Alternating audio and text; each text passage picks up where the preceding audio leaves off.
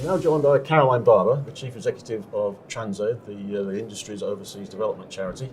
And Caroline, we were there last night at the Microlise dinner where you did a very moving tribute to Jane Gray, who sadly lost her life in one of the rides. And you talked about the work you've been doing and the support that you get from industry. Just tell us a bit more about what you do and how everyone can get involved and keep that great work going. Great. No, thank you, Steve. It's wonderful to be back at Microlise this year, and the dinner last night was excellent. So TransAid, we work in two main areas. The first is on road safety, trying to improve professional driver training standards in Africa. Mm-hmm. And the second half of our work is on trying to strengthen and improve access to healthcare services, remote and rural areas. So we have a number of different corporate supporters, many of who are here today, 34 that get behind us and support us and try and help us further that mission. Yes, and I think Microlise is one of your biggest supporters. They're quite a big team on the ride. They really are. They go above and beyond. They support us at events like today, awareness, amazing. And yeah, they've mobilised a team of 8 to be on the ride. Fantastic. And have also pledged they'll be cycling in Malawi in 2020. Yes. Yeah, do you want to tell us a bit more about some of the events coming up, some of the runs and some of the other cycling events? How can people get involved? Yes, definitely. So we've got, in 2020, we've got 2 challenges. So we have the Land's End to John O'Groats, that'll be in June. And that could be done in one go or as a number of stages. And then in September, we've got the Cycle Malawi Challenge. Yes. Which we will be, which we've already started to recruit for, and actually places are going quickly. Excellent. And then we started to introduce a little bit more variety so that people who prefer to run, not cycle, can get involved. So a number of half marathons. You can find all the information on our website. Fantastic. Or get in touch with us anytime. Okay. I want to put on record right now that Will Shires, the editor of Commercial Motor, is doing the whole of Land's End John O'Groats. So you can't get out of it now, Will. There you go. That's done. You can't back out now. Well done, Will.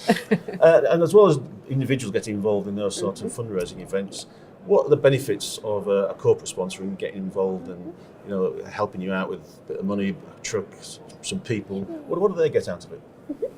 I think we've got 34 corporate partners, and actually we work with them in quite different ways based on what the skills, expertise they have to offer and what makes sense for them. We try and make sure that the partnerships are very win-win. But I think one of the main draws is that people understand what TransAid do, and it is very relatable. So for professional driver training, development opportunities, sending instructors to help train trainers, or it could be equipment. At the moment, we've got a bus from Go Ahead that's just arrived in Namibia and is travelling up. So we work in quite unique ways, looking at what skills, what equipment we can sort of put together. Yes. And one thing that always struck me about TransAid, it works very closely with other charities and other agencies. You don't try and do it all alone. I mean, you work very closely with Save the Children and people like that. Another big project you've got going on at the moment is this anti-malaria project. Do you want to tell us a bit more about that and how you're working with other agencies on that one? Yeah, of course. I mean, everything that TransAid does, we do really believe in the power of partnerships, UK but also overseas. So we work in Zambia very closely with the Ministry of Health, particularly the National Malaria Elimination Centre.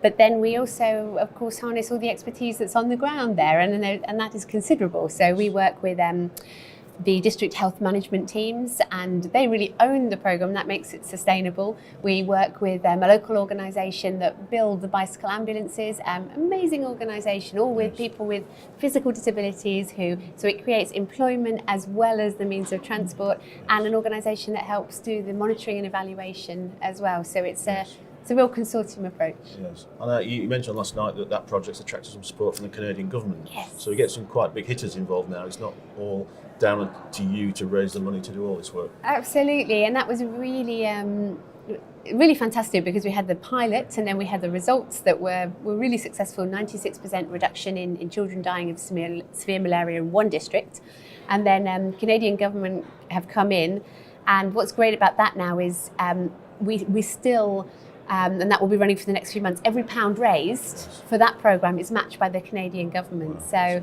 yeah, we're able to, in fact, I was just getting the updates this morning. We'll be going into Chama, another district, from next week, and we're going to be, a population of 250,000 will be reached. Yes, yeah. And you get great support from HRH, or Princess Anne as we call her, but she's been a very loyal supporter over the years, hasn't she? So it's always nice to see. She was, absolutely. I mean, TransAid was really Princess Royal's brainchild. It was her initiative, her idea, and she continues to be really engaged and supportive. Yes, I mean, it's not all about high technology, is it? The bicycle ambulance, as you mentioned, it's a very simple idea, but it's saving lives, isn't it? It's so worthwhile. Yeah, definitely. I think we've got to look at what's on the ground, what means of transport are operating, what do communities accept, what are they comfortable using, what can they manage and sustain, and then try and build on that. And actually some of the innovation is more of a social innovation and changing some of the health-seeking behaviours and cultural norms in order to have happy, healthy families. Yes, but the driver training you do is also a very important part, isn't it? Because I think I'm right in saying that road traffic accidents are the third biggest cause of death in sub-Saharan Africa, which is quite shocking, really, isn't it? I mean, we don't expect to have that in this country, but it's a major problem there, isn't it? It's a huge problem, and it's a whole generation really at risk, and it's sort of coupled the cross-border nature of the work. A lot of the drivers may have to be away 26, 27 days in a month in environments where sometimes they're still paid per kilometre. There isn't working time directives, so there's a lot of factors working against them. Yeah, I mean, we talk about driver conditions in this country and respect for drivers. I think it'd be very useful for a lot of people who take UK working conditions for granted to go out and see what those African drivers have to put up with. It's a whole different world, isn't it? It is. No, absolutely. I mean, I know there are challenges in this country, but it's pretty eye-opening, really, looking at what still needs to be done and just providing sort of basics and rest stops and access to safe and secure places where drivers can rest. Yes. I was also interested to see last night, as a keen motorcyclist myself, that you start to get involved in training up motorbike riders out in Africa. So what's happening there? Definitely, that's been a really interesting development we've seen in the last sort of 5-6 years, really taking off the huge flood of motorcycles into the rural areas. It's really changing patterns of access now, so that where people were walking or cycling, more and more people are using motorcycle taxis to get around. And they really do connect people to health facilities, to markets, to education, but of course there's a very serious safety concerns too. So what TransAid's trying to do is work with the governments to say, outright bans of motorcycle taxis are probably not the answer. Instead, how do we make sure people can access training? How can they access licenses? How can they be insured? How can they have the skills to operate?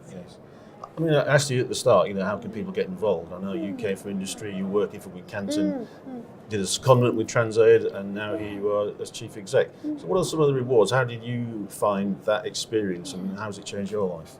Oh, it's hugely changed my life, but I think I've always been passionate about the industry, and really, really love the industry, and it's all about people, I think, to me. So, but TransAid's a very practical way to use those skills in an incredibly motivating environment, and the people that we're working with overseas, it's a privilege to work with them, and the response that we get and the enthusiasm for that is incredibly motivating, and realising that we have in the UK skills that can be transferred, and that also we have so much to learn as well. Yes. Well, TransAid are here at the show all day, so please go along and talk to Caroline, find out what you can do to get involved. It really is worthwhile. Thank you very much. Thank you very much, Steve. Thank you.